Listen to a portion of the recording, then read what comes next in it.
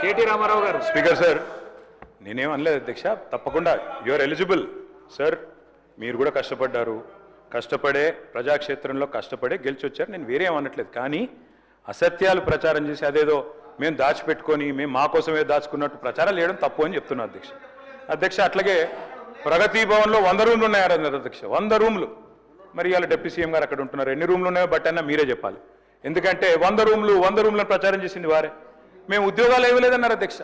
కానీ మేము ఇచ్చిన ఉద్యోగాలకి ఇవాళ వీళ్ళు పత్రాలు ఇచ్చుకుంటాం, మేము ఉద్యోగాలు ఇవ్వలేదని చెప్పి ప్రచారం చేశారు అధ్యక్ష. అట్లాగే రేషన్ కార్డులు ఇవ్వలేదంటారు అధ్యక్ష. ఎన్నికలకు ముందు ప్రతిపక్షంలో ఉన్నప్పుడు చెప్తే ఒక అర్థం ఉంటుంది అధ్యక్ష. ఇవాళ వారు అధికారంలో ఉన్నారు. అధికారంలో ఉన్న తర్వాత వాళ్ళకు కూడా తెలుసు 2014 నుంచి 24 వరకు 6.5 లక్షల రేషన్ కార్డులు ఇచ్చిన విషయం వారికి కూడా తెలుసు. కానీ తెలిసి కూడా ఇంకా బుకాయించడం మంచిది కాదు. అన్నిటికీ మించి అధ్యక్ష బాధ ఎక్కడ అనిపిస్తుంది అంటే అన్నిటికీ మించి రాష్ట్ర ఆర్థిక పరిస్థితి మీద, అప్పుల మీద మీరు చెప్తున్న అసత్యాలు ఏవైతున్నాయో దయచేసి ఇది మంచిది కాదు. దయచేసి రాష్ట్రాన్ని శపించడం మన ఎవరికి మంచిది కాదు అని చెప్పి పెద్దలకు నేను విజ్ఞప్తి చేస్తా ఉన్నాను. అందుకే అధ్యక్ష వారికి నేను గుర్తు చేస్తా ఉన్నాను. ఎక్కడ ఏముందో తెలియని పరిస్థితిలో ఆనాడు అప్పుడే కొత్తగా ఏర్పడ్డ రాష్ట్రంలో ఒక కొత్త సంసారంలో కదా ఒక కొత్త కుండలో ఈగజ్ వచ్చినట్టు ఆనాడు జూన్ 2, 2014 నాడు మేము పదవి బాధ్యతలు చేపట్టిన నాడు నిజానికి ఆర్థిక పరిస్థితి గురించి రాష్ట్రంలో ఎవరికి కూడా సరైన అంచనా లేదు. కానీ అలాంటి పరిస్థితుల్లో మరి 9.5 ఏళ్ళు యావత్ దేశమే అబ్బురపడే విధంగా ఇవాళ ఒక నవనవోన్మేష తెలంగాణను తీర్చిదిద్ది భారతదేశంలోనే అగ్రభాగాన నిలబెట్టింది ఖచ్చితంగా కేసీఆర్ గారి నాయకత్వం అనే మాట కుండబద్దలు కొట్టినట్టు ఒప్పుకోక తప్పదు అధ్యక్ష, చెప్పక తప్పదు అధ్యక్ష. 2023 డిసెంబర్ 3 నాడు కట్టిన ఇల్లు, పెట్టిన పొయ్యి, వడ్డిచ్చిన విస్తర్ లాంటి స్వయం పోషక సస్యశ్యామల స్వయం సమృద్ధి కలిగిన రాష్ట్రాన్ని మీ చేతుల్లో పెట్టినాం. అమోఘమైన ఆర్థిక సౌష్ఠవాన్ని సమకూర్చి చెప్తా తొందరపడక వినుండ్రి బ్రహ్మాండంగా అధ్యక్ష మరి సకల సౌకర్యాలతో అప్పజెప్పినాం అధ్యక్ష. నేను చెప్పేది ఏది కూడా నా కవిత్వం కాదు అధ్యక్ష. నేను I will give you exact reports. Speaker గారు మీ దగ్గర పెడతాను. మిత్రులు ఎవరికైనా ఇంట్రెస్ట్ ఉంటే ఆసక్తి ఉంటే చూసుకోవచ్చు అధ్యక్ష.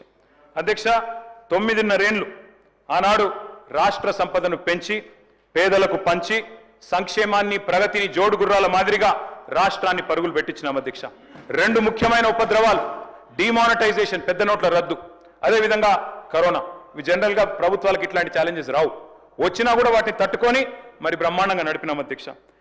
ఇది నాది కాదు అధ్యక్ష. నేను చెప్పేది మరి నిన్నటికి నిన్న కేంద్ర ప్రభుత్వమే స్వయంగా చెప్పింది అధ్యక్ష.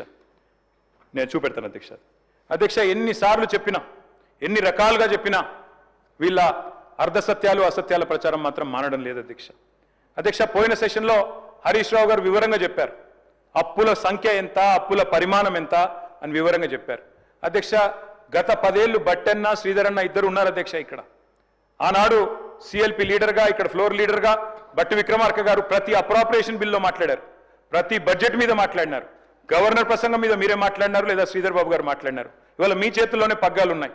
ఆనాడు మీ దగ్గర సిఏజీ రిపోర్ట్లుండే, మొత్తం ఆర్బీఐ రిపోర్ట్లుండే, ఎవ్రీ ఇయర్ బడ్జెట్ మీరు చూసినారు.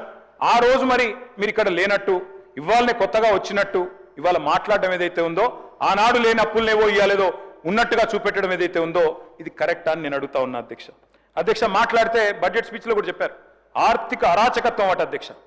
నేను అడుగుతున్నా అధ్యక్ష భట్టి గారిని, ఆర్థిక అరాచకత్వం నిజమే అయితే మరి మా గవర్నమెంట్లో 11 బడ్జెట్లు ప్రవేశపెట్టింది అధ్యక్ష అక్కడ కూర్చున్న ప్రిన్సిపల్ సెక్రటరీ రామకృష్ణారావు గారు. ఇవాళ మీ గవర్నమెంట్లో కూడా 3 బడ్జెట్లు ప్రవేశపెట్టింది ఆయనే.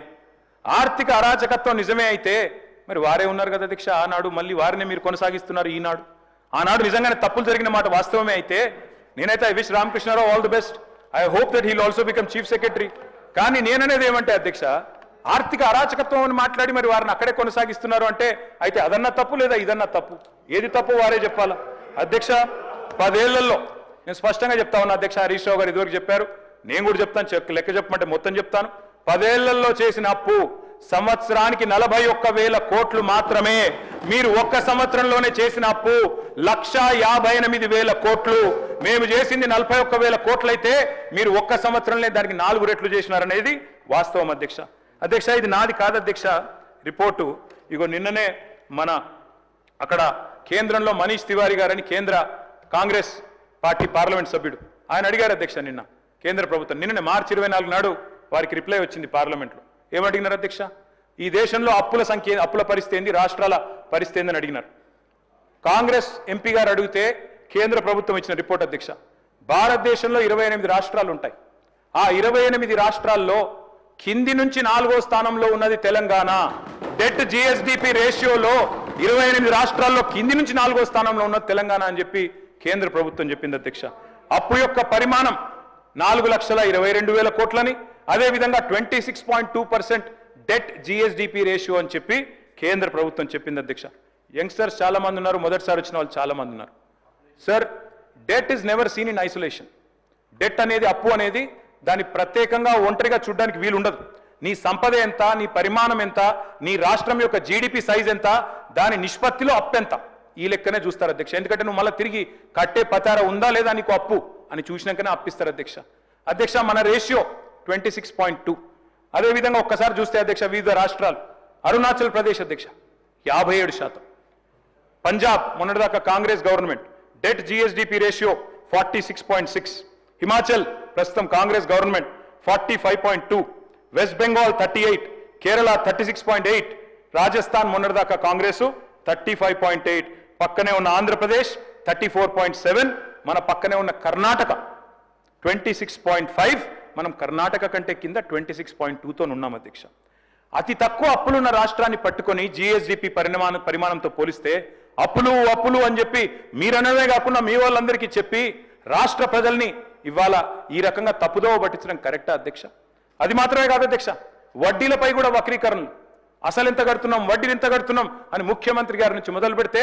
కింది స్థాయి దాకా ప్రతిరోజు మాట్లాడుతున్నారు అధ్యక్ష I'm not quoting my own report అధ్యక్ష I'm quoting the controller and auditor generals report CAG report అధ్యక్ష ఇది లేటెస్ట్ రిపోర్ట్ ఇందులోనే చెప్పారు రాష్ట్ర ప్రభుత్వం స్పష్టంగా చెప్పింది కాదు చెప్తున్నది మొత్తం తెలంగాణ ప్రభుత్వం ప్రతి నెల అప్పులకు అసలుకు గడుతున్నది 1093 కోట్లు నేను చెప్పేది 24-25 ఇయర్ ప్రతి నెల వడ్డీలు గడుతున్నది 1662 కోట్లు రెండు కలిపితే అసలుకు వడ్డీకి రెండు కలిపితే మొత్తం అయ్యేది 2755 కోట్లు 2755 కోట్లు కానీ ముఖ్యమంత్రి గారి నుంచి మొదలు పెడితే డిప్యూటీ సీఎం గారి నుంచి మొదలు పెడితే ప్రభుత్వంలో ఉన్న ప్రతి ఒక్కరు మన రాష్ట్రాన్ని మనమే బదనాం చేసుకునేటట్టు 6500 కడుతున్నాం 7000 కడుతున్నాం అప్పులు కట్టంగా ఏం మిగులుతలేదు అని వాళ్ళందరికీ నేర్పిస్తే ఇది కరెక్టా అధ్యక్ష నేను అడుగుతా ఉన్నా అధ్యక్ష దేశంలోనే బెస్ట్ డెట్ మెచ్యూరిటీ ప్రొఫైల్ ఉన్న రాష్ట్రం నాది కాదు అధ్యక్ష ఇది hand book of statistics on Indian states 2024 I would like to refer